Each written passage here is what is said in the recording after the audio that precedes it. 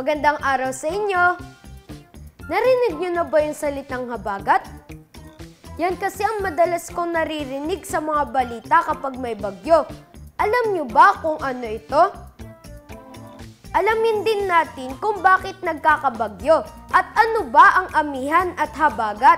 Tara kids, samahan niyo akong tanungin si Kuya Zar. Magandang hapon po, Kuya Zar. Magandang hapon din sa'yo. Paano po nalalaman kung may bagyo na po? Meron tayong tinatawag na satellite. So isipin natin na isang malaking camera nakatutok sa ating bansa. Malayo pa lang nakikita na natin. So meron tayong monitor o isang TV set na ano nakikita ng camera, yung satellite mismo, ay nakikita natin. So dahil doon, nalalaman natin may parating na bagyo bago tayo maapektuhan ng bagyo. Ano po yung amihan at habagat? Yung amihan at habagat naman ay patungkol yan sa hangin at ito ay natawag natin seasonal. Sabihin, taon-taon dumarating sa habagat, ganun din si amihan. So yung amihan kasi, ang English yan, northeast monsoon. So nagdadala din nilang hangin, pati ulan. Itong northeast monsoon o amihan, dumarating sa ating bansa mula October hanggang February. Itong habagat naman, hangin din yan na may dalang ulan, pero mas maraming ulan ang dala ng habagat o southwest monsoon kesa sa amihan or northeast monsoon. So itong habagat o southwest monsoon, dumarating sa atin yan mula June hanggang October. Kaya tayo ngayon tag-ulan dahil yan sa habagat.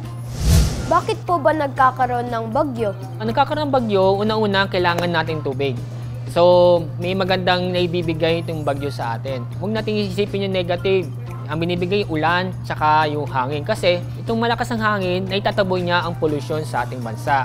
Pangalawa, yung tubig dala-dala niya para may bigay yung ating kailangan ng tubig sa mga dam. Ngayon, nakakaproblema tayo sa tubig sa dam. So, nagkaroon tayo ng bagyo noong nakarang araw. So, inaasahan natin itong tubig na binigay ng bagyo ay napunta sa dam at sana po ay tumaas yung level ng tubig sa dam.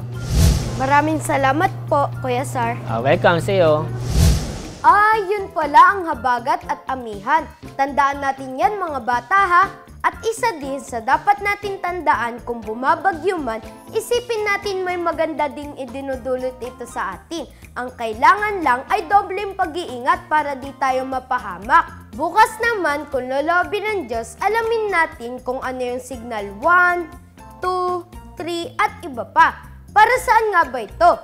Hanggang sa muli dito lang sa Bensi Bibo!